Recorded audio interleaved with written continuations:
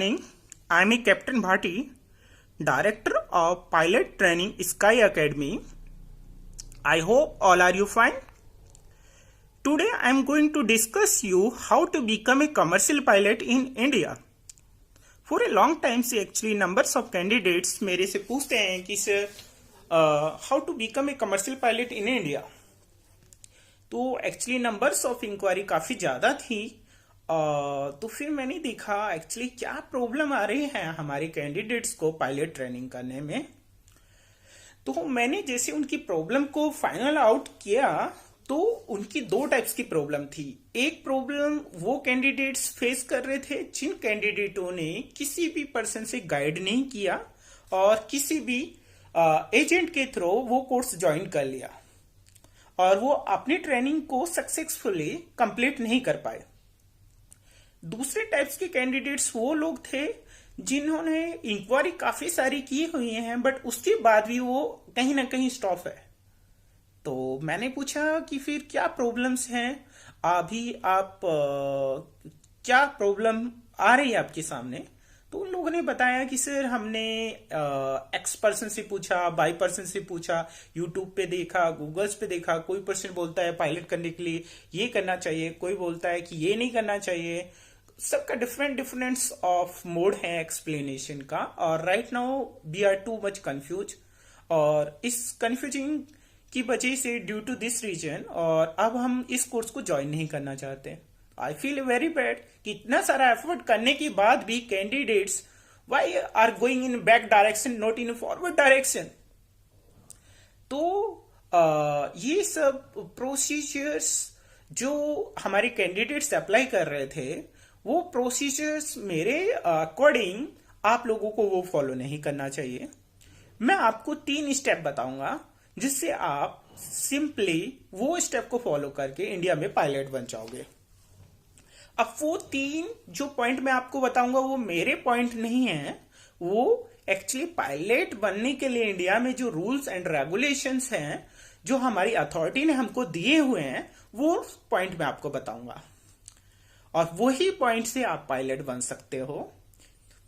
तो सिंपली उस चीज को स्टार्ट करने से पहले मैं आपको कुछ चीजें बताता हूं बेसिक। वो इसी फील्ड में काम नहीं आने वाले। आप कोई भी कोर्स ज्वाइन करते हो किसी भी कंट्री में कुछ बेसिक कंडीशंस होती हैं, वो कंडीशन आपको फिलफिल करनी होती है। जैसे आप कोई भी कोर्स करो एक्सेप्ट दिस, तो सबसे पहले आपको चेक करना पड़ता है कि उस कोर्स को कौन सी अथॉरिटी और कौन सी ऑर्गेनाइजेशन कंडक्ट कराती है। दूसरा हमें चेक करना पड़ता है कि उसका क्वालिफिकेशन क्या है।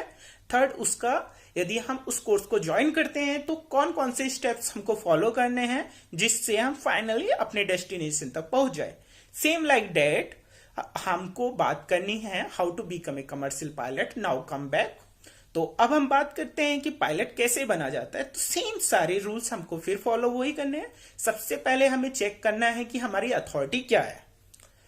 एक्चुअली इंडिया में जो पायलट की ट्रेनिंग को कंडक्ट कराती है उस अथॉरिटी का नाम है DGCA।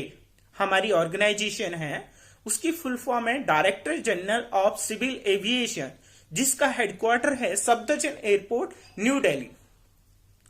अब आती है बात इसके बाद कि हम पायलट कोर्स करने के लिए हमें कौन सा कोर्स ज्वाइन करना पड़ेगा। अब पायलट कोर्स ज्वाइन करने के लिए जो कोर्स का नाम है CPL। CPL की फुल फॉर्म है कमर्शियल पायलट लाइसेंस। हमारी अथॉरिटी हो गई DGCA। कोर्स हमें कौन सा ज्वाइन करना है CPL। अब इसके बाद क्या होता है, क्वालिफिकेशन क्या है हमारे इस अथॉरिटी ने बनाया है CPL करने के लिए 10+2 विथ फिजिक्स और मैथ। यदि आपके पास फिजिक्स और मैथ भी 12th में नहीं है तो कोई प्रॉब्लम नहीं है, आप फिजिक्स और मैथ का पेपर NIOS ओपन से दे सकते हो। ओके। अब इसके बाद हम बात कर रहे थे कि मैंने बोला था आपको 3 स्टेप में मैं आपको पायलट बनना बताऊंगा। तो अब हम उस पॉइंट पे आते हैं। ये सब होने के बाद हमारे 3 पॉइंट होते हैं। फर्स्ट पॉइंट होता है हमारा मेडिकल। कोई भी पर्सन पायलट का ट्रेनिंग ज्वाइन करता है तो सबसे फर्स्ट स्टेप होता है मेडिकल। हमारी मेडिकल में 2 मेडिकल आते हैं, एक क्लास 2 मेडिकल और एक क्लास 1 मेडिकल। क्लास 2 अब हमको इनिशियली ज्वाइन करते टाइम चाहिए, फिर उसके बाद जैसे हमारा क्लास 2 क्लियर हो जाता है तो देन हमें क्लास 1 के लिए अप्लाई करना होता है। ये हमारा फर्स्ट पॉइंट था। अब सेकंड जो पॉइंट है जिसके बारे में हम बात कर रहे थे वो आता है पायलट के 6 पेपर्स, जिसको बोला जाता है DGCA पेपर्स। 6 पेपर होते हैं, एग्जाम होते हैं, वो हमको क्लियर करने होते हैं। थर्ड पॉइंट होता है हमारा फ्लाइंग एक्सपीरियंस।